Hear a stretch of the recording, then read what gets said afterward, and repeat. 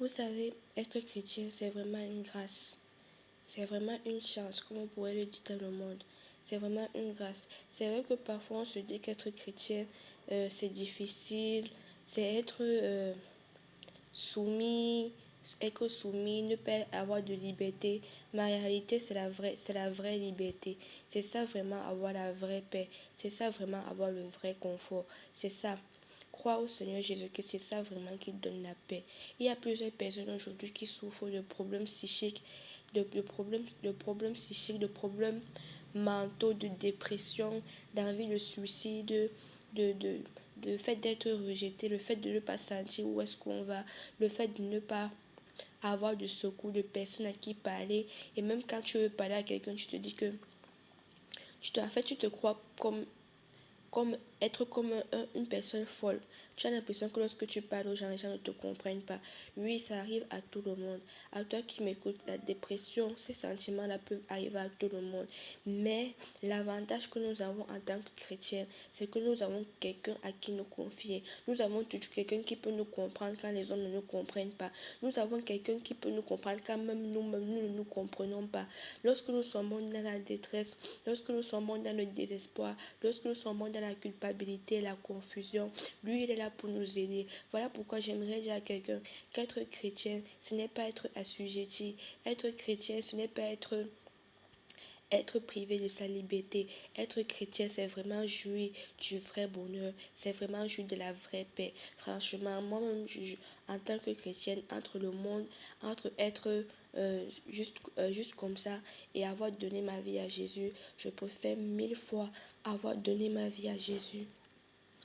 Je préfère mille fois cette vie que j'ai donnée à Jésus qu'une vie que j'aurais menée de moi-même en prenant mes propres décisions, en comptant sur la chance, en comptant sur le destin, en devant affronter tous les problèmes que j'ai eu à passer tout seul. Parce que vraiment, ça aurait été très difficile pour moi.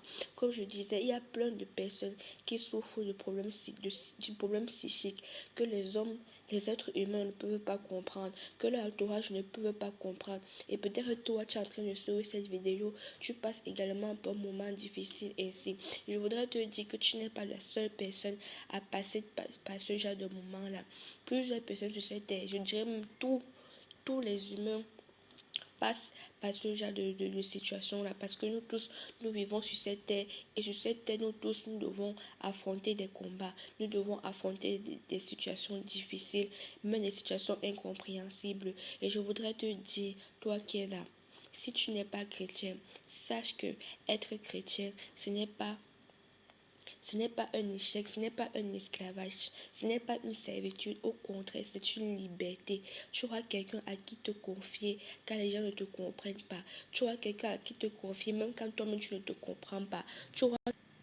Tu auras quelqu'un qui va te donner une direction là où tu n'as pas de direction. Tu auras quelqu'un qui va te donner un sens à ta vie, qui va te donner un sens à ta vie. Peut-être tu es là maintenant, tu ne comprends pas, tu ne te comprends pas, tu ne comprends pas les autres, tu ne comprends pas pourquoi est-ce que tu réagis ainsi, tu ne comprends pas pourquoi est-ce que tu es venu au monde, tu ne sais pas quelle est ta valeur, tu ne sais pas quelle est ta valeur, la valeur de ta vie, qu'est-ce que tu vaux, tu ne sais pas si tu es utile.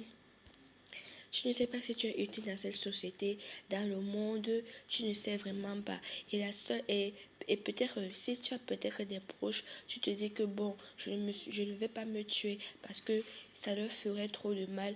Ou bien si tu n'as pas de proche, tu te dis à quoi c'est la vie, je vais me tuer. Je voudrais te dire que tu es une personne spéciale. Tu n'as pas été créé au hasard.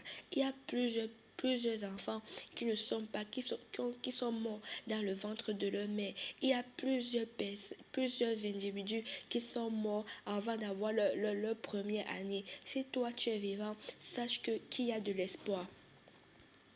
Sache vraiment qu'il y a de l'espoir et que ce n'est pas pour rien que tu vis. Tu n'es pas venu par hasard. Dieu t'a créé et Dieu qui t'a créé a un plan pour toi. C'est celui qui crée quelque chose, qui connaît le mode d'emploi de cette chose-là et qui connaît le but, qui connaît son utilité. Si tu ne t'approches pas de ton créateur, comment est-ce que tu vas connaître ton utilité? Comment?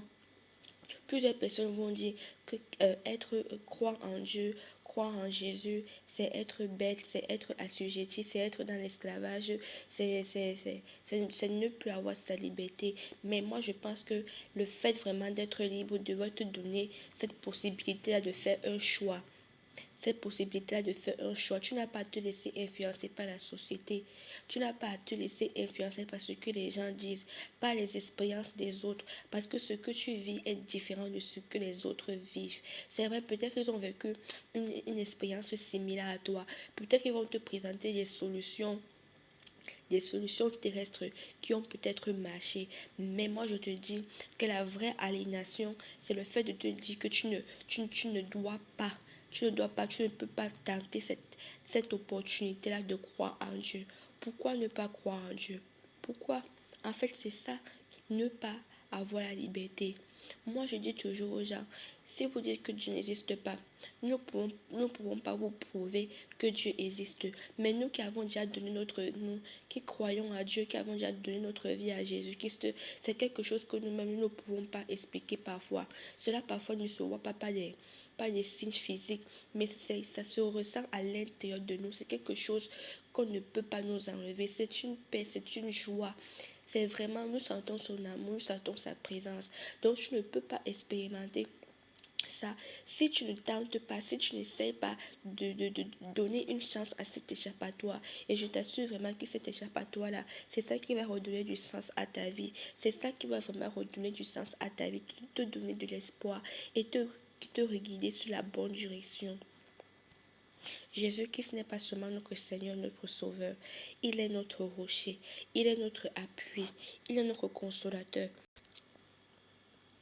La parole de Dieu déclare dans 2 Corinthiens 1, le verset 9. Dieu nous console dans toutes nos afflictions, afin que nous puissions consoler également les autres de la même consolation qu'il nous a donnée. Oui, moi j'aurais dit, tous les humains passent par des difficultés, que nous soyons chrétiens ou pas chrétiens, nous passons tous par des difficultés. Ça c'est normal. Maintenant, vers qui se tourner?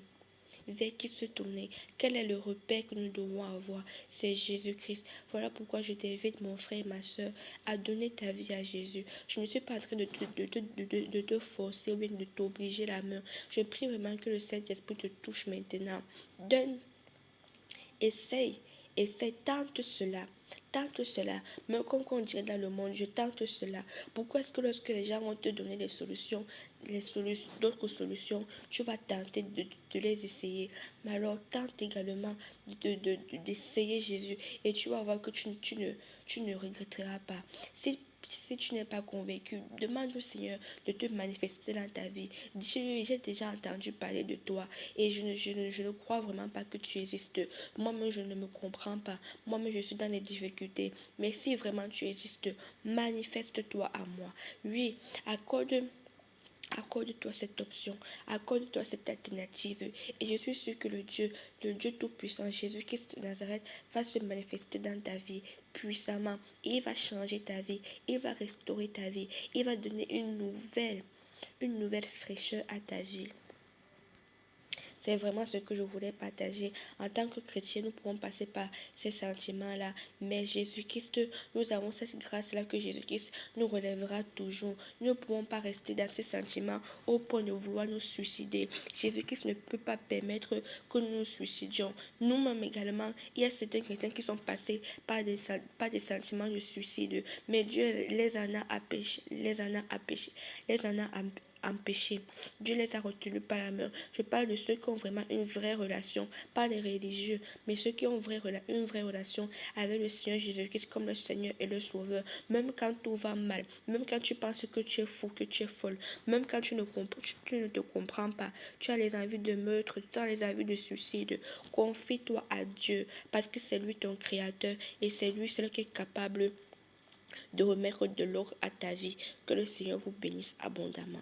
Amen.